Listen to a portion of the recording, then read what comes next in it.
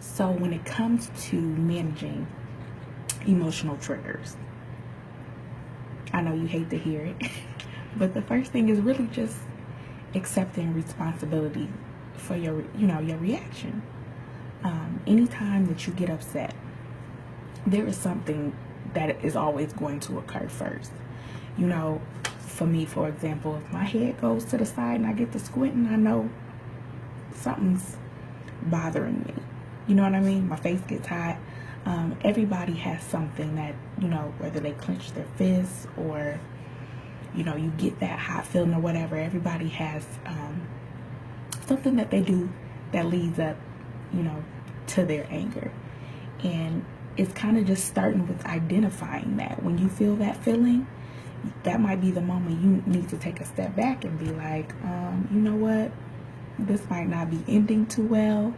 Let me Okay, so yesterday we talked about managing emotions, and the really first thing you need to do is identify what you feel before you get mad, which is some type of feeling, whatever it is you do. So then the next thing you want to do is change your thought. So in the midst, when you feel that feeling that you're getting really upset, it's time to think differently. It's time to think, because since it's a process that's leading up to that anger, you kind of have time to think like, you know what, let me do something different real quick. Let me go for a walk. Let me call somebody.